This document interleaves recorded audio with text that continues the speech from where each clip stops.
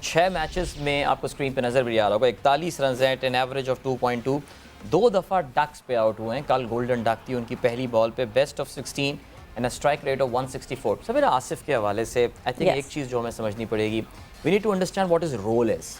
आसिफ का जो रोल है टीम में वो यही है कि एंड में जाके या तो कुछ क्विक फायर रन्स बनाने या फिर अगर आप चेस कर रहे हैं, आप ये देखिए कल पाकिस्तान टीम, मैंने वो ट्वीट भी किया था, आई एम सॉरी थोड़ा सा इस डिस्कशन को मैं खींचता हूँ, आसिफ एक बड़ा स्पेशल केस है। आप ये देख रहे थे स्ट्रैटेजी पाकिस्तान की कि they were taking the match deep and that has been the strategy कि इसको आखिरी 3 या 4 ओवर्स तक, 2 ओवर्स तक मैच को लेकर जाओ, because we have got players like Asif जो कि 2-3 छक्के मार के आपको मैच जिताता है और जिताता रहा है। अगर आपको आसिफ को टीम में रखना है, ठीक है जी, आपको ये बात माननी पड़ेगी, वो आपको 10 में से 3 या 4 मैच जितवा के देगा, लेकिन बाकी 6 मैचेस में ही will be a super flop. तो ये एक सॉर्ट ऑफ कहना चाहिए कि एक पैराडॉक्स है आसिफ अली के हवाले से कि गांड, हम बात करते रहे सवेरा के 12वें ओवर में जब 4 खिलाड़ी आउट हो जाएंगे तो फिर ये हमारे खिलाड़ी आउट, और मैं जब ये मैच देख रहा होता था मैं कहता था कि this is so obvious to us. मुझे बड़ी हैरानी होती है कि हमारी टीम की जो थिंक टैंक है ये लोग क्यों नहीं समझते। मतलब 17वें ओवर से पहले आसिफ की बारी नहीं आनी चाहिए, बिल्कुल नहीं आनी चाहिए। बीच में आप जिसको डालना चाहते हैं, जिसको रखना चाहते हैं, मगर आसिफ को जो है 17वें ओवर से पहले नहीं आना। उसका यही रोल है इस टीम में, इसके बियॉन्ड तो I don't see any role for him in the team. अगर आपको ये इस तरह का लेट पिंच हिटर नहीं चाहिए, 150 छक्के मारने वाला नेट्स में, तो फिर ड्रॉप है, but we won't do that. नहीं, और इतने छक्के प्लीज नेट्स में ना मरवाएं कि वो असल मैच में ना मार सके, सिर्फ नेट्स पे ही सारे छक्के हो जाएं। खुशदिल शाह पे अब बात करते हैं हम, और खुशदिल शाह की अगर हम देखते हैं कि क्या कारकर्दगी रही इस एशिया कप में, तो वो कारकर्दगी ये आपके सामने स्क्रीन पे। 6 मैचेस खुशदिल ने खेले, of course he was played in every match. 58 run हैं, 14.5 की एवरेज, 35 इनका जो है वो बेस्ट है। अब इस 58 में से अगर आप 35 निकाल देंगे तो फिर इसमें जो है ना वो 23 रन रह जाते हैं सिर्फ, और 120 के स्ट्राइक रेट से। अच्छा, खुशदिल ज़ाहिर डोमेस्टिक क्रिकेट में इनके रन्स हैं, अच्छे स्ट्राइक रेट के साथ चलते हैं। खुशदिल का भी इशू यही है, या तो हमने उनको, जैसे कल के मैच में मैं समझता हूँ that he had a considerable time. कल खुशदिल मैं फिर थोड़ा सा बेनिफिट ऑफ द डाउट देता हूँ कि जब तक इफ्तिखार और रिजवान ये मैच छोड़ के गए थे, इसमें कुछ बचा नहीं था, मैच बहुत मुश्किल हो चुका था पाकिस्तान के लिए, because there were just too many runs that were needed. लेकिन खुशदिल, मेरा ये ख्याल है दैट इनको वही बेनिफिट ऑफ द डाउट मैं बोलूँगा, मुझे लगता है सवेरा he will be able to retain his place for the world cup. No, he will be able to retain. एक चीज़ जो मैंने अदील ऑब्जर्व की खुशदिल के हवाले से, the time he played with Rizwan, एक मैच ऐसा आया जिसमें खुशदिल और रिजवान की पार्टनरशिप लगी, he was very comfortable and he did, ये जो हाईएस्ट आया ये उस दिन आया, उस दिन ये रिजवान के साथ जिस वक्त खेल रहे थे उस वक्त जो है he did this highest and he was very comfortable। But हर दफा ऐसा नहीं होगा कि आपकी मर्जी से आपका पार्टनर आपके सामने खड़ा हुआ होगा। he has this very good chemistry with Rizwan, we have seen that in PSL as well। जब खुशदिल ने जो है PSL में स्कोर किया, Rizwan was there on the crease with him।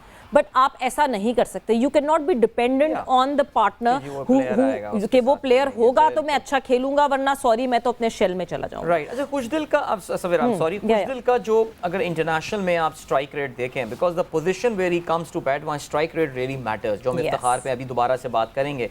110 की स्ट्राइक रेट इनकी इंटरनेशनल में है, लेकिन यही डोमेस्टिक में जो 109 मैचेस इन्होंने खेले तो 135 की स्ट्राइक रेट के साथ खेलते हैं। So he has the potential, 1 century है, 9 सेंचुरियां इनकी, he has the potential who can score fast. लेकिन यही कि I think he will need some time, लेकिन जब तक देखते हैं, कुछ लोगों में हमारी सिलेक्शन कमेटी की बड़ी नजर करम होती है, वो फेल होते रहते हैं लेकिन उनको मौके मिलते रहते हैं। मुझे लगता है खुशदिल भी शायद उन्हीं कुछ गुड बुक्स में है। इफ्तिखार अहमद की बात करते हैं, I think one of the most divisive player in Pakistan team, not with in the team but बाहर जो क्रिकेट देखने वाले हैं उनको उनके रोल के हवाले से, तो 32 साल के जो हैं ये इफ्तिखार अहमद, बेस्ट भी 32 ही है इनका, इनके देखिए आप, बेस्ट भी 32 है इनका, इसी वजह से शायद उन्होंने ट्रिब्यूट दिया अपनी एज को, ऑफिशियल एज। 6 मैचेस में 105 रन इनके हैं, जिसमें एक मैच में इन्होंने 32 रन जो हैं बनाए। कल ऑफ कोर्स इनकी ये इनिंग थी। सवेरा एक और प्लेयर आई थिंक जो लाला से भी हमारी बात हुई थी, I have always found Lala has been very supportive towards Iftikhar, वो उनके एक सर्टेन रोल समझते हैं, सारी चीज़ें। मेरा जो इफ्तिखार की पहली परसेप्शन बिल्ड हुई थी सवेरा, that was he was a very hard hitting batsman. अगर आप इफ्तिखार से मिलेंगे भी तो आपको अंदाजा होगा that he is a decently build guy, और जिसमें ये पूरा पोटेंशियल है कि वो लंबे शॉट मार के छक्के मार सकता है, लेकिन वो चीज़ नज़र नहीं आ रही है। चाहे मैंने आपको बताया कि he struggling recently in his domestic T20, कि अगर हम उनके स्ट्राइक रेट की बात करें तो 125 मॉडरेट वन, और इंटरनेशनल में इस just 122. So that actually tells you कि इनसे जो एक्सपेक्टेशन, मुझे इनका रोल नहीं पता सवेरा, हेल्प मी अंडरस्टैंड कि आप अगर आप इनको भेज देते हैं कल बेहतरीन आपको नहीं पता इनका रोल, इनको खुद नहीं पता, खुद नहीं पता होगा. He has not been clear about his role as well, क्योंकि मसला ये होता है कि जिस पॉइंट पे ये आते हैं, देखें ये जिस जगह पे आते हैं ना, उस जगह पे इवेंचुअली या तो रिजवान मौजूद होते हैं, फखर तो पहले ही आउट हो जाते हैं, या बाबर मौजूद होते हैं. अब बाबर भी एक्यूमुलेट कर रहे हैं, रिजवान भी एक्यूमुलेट कर रहे हैं. इफ्तिखार की job is not to accumulate और प्ले दी एंकर इनिंग. कितने एंकर्स खेलेंगे टॉप 4 में? इतने एंकर्स खेलेंगे तो कश्ती तैरना बंद ही हो जाएगी ना. It will be on the harbour, और वही हो रहा है बार बार. पाकिस्तान की team is on the harbour. मेरा ये ख्याल है कि पाकिस्तान की इस वक्त जो करंट टीम मिडिल ऑर्डर में, आपके पास जो स्पिन का बेस्ट प्लेयर है वो शादाब है. आई थिंक उसके पास वो फुटवर्क है, उसके पास वो एजिलिटी है कि वो स्पिन को बहुत अच्छी तरह खेल सकता है. कल इफ्तिखार की पोजीशन पे हमें शादाब को भेजना चाहिए था, बिकॉज और Shadab has the NAAC of rotating strike. Rizwan भी ऐसे ही करते हैं. कल जो चीज़ एक बड़ी ऑब्वियस हो रही थी वो ये कि रिजवान की रनिंग में इफ्तिखार कंफर्टेबल नहीं थे. मैंने तो बल्कि ट्वीट भी कर दिया था कि भाई ये इस उम्र में थका के इनको क्या कर देगा, इंजर्ड हो जाएंगे, ये इतना ना भगाएं इनको, बिकॉज वो इतना उनसे डबल और डबल को ट्रिपल में कन्वर्ट करने की कोशिश कर रहा था. But honestly speaking I think we got the strategy absolutely wrong. एक बंदा एंकर कर रहा है, हमें पता है रिजवान का रोल ये एंकर करते हुए 13वें-14वें ओवर तक लाएगा और उसके बाद 15th ओवर के बाद उसको हिट करना है. बट दूसरा भी आपने एंकर भेज दिया और इतना बड़ा टोटल आप चेस कर रहे हैं, जबकि इससे अच्छा वो एहसान क्या कर सकती थी श्रीलंका की टीम के बगैर कोई बॉल कराए आपको 10 रन दे दिए थे. बिल्कुल, मतलब अभी जो शुरुआत हुई जिस तरह की, आपको बोनस में, मतलब वो कहते हैं ना, आपको बोनस स्टार्ट मिला, आपको जंप स्टार्ट उन्होंने दिया. 10 रन आपको मिले विदाउट एनी बॉल डिलीवर्ड, मतलब no balls and wides and whatever. तो अब इसके अलावा और क्या कर सकती थी श्रीलंका की team? They helped Pakistan team at any point कि हाँ जी भाई कुछ तो करीब आ जाओ, मगर नहीं, हम बिल्कुल भी नहीं. बाबर आजम सबसे ज्यादा इस वक्त जरूरी है बाबर आजम पे बात करना, बिकॉज एक ये परसेप्शन है, और ये परसेप्शन वाकई काफी स्ट्रांग है कि पाकिस्तान टीम में अगर बाबर आजम और मोहम्मद रिजवान रन्स ना करें तो पाकिस्तान टीम में कुछ भी नहीं हो सकता.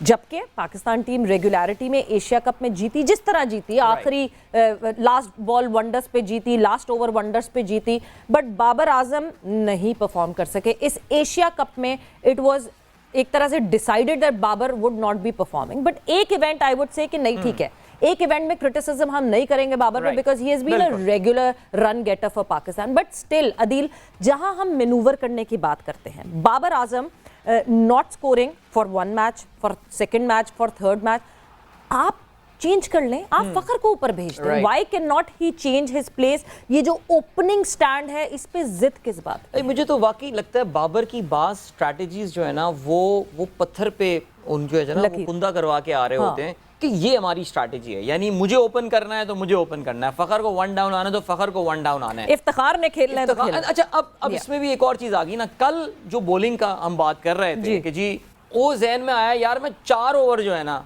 ये मैं 5वें स्पिनर से अपने करवाऊंगा, यानी मैं डिवाइड करूंगा. अब इफ्तिखार जिनकी अपने पूरे T20 करियर में सिर्फ 2 विकेटें हैं, आपने उनसे 3 ओवर्स पिकवा दिए, जिन्होंने एशिया कप में नहीं की बॉलिंग, फाइनल में आपने वहां बॉलिंग करवा दी. और आपका जो बेस्ट बॉलर था उसको आपने जो है, जिसने 9 विकेटें कितनी ली है, नवाज ने, आप उसको 1 ओवर देते हैं, वो भी जब 17वें ओवर में दिया. मैंने कहा इसका मतलब ये कि इसको 1 से ज्यादा ओवर देना ही नहीं है, बिकॉज आप आखिर के ओवर्स में तो आप स्पिनर को थोड़ी देंगे. सो उनके जहन में ये था कि बस मुझे ये जो 5वां बॉलर है ना, ये अपना स्पिनर से निकलवाना है. I really don't know, and seriously Babar has to come up the curve really fast. Karachi Kings हुआ, आपने देखा जी, एक स्टेबल कैप्टन को हटा के इनको यहां पर लाया गया. पाकिस्तान टीम की अगर हम बात करें, सरफराज से आप लाख नाराज हो जाएं, लेकिन at least he was a thinking brain. दिमाग चलता रहता था, स्ट्रैटेजीज बनाता रहता था. इस तरह के मौकों पे सरफराज की असल जो कैप्टनसी के गुर नजर आते थे आपको. बाबर अब और कितना टाइम लेगा, I have got no idea, because now England की सीरीज तो चले, मुझे नहीं पता पब्लिक कितनी अहमियत दे रही है. There is a World Cup coming up, और यहाँ कोई यूएई वाली विकेटें आपको नहीं मिलने वाली हैं, सपोर्टिंग ट्रैक्स जिससे हमें आदी हैं खेलने के.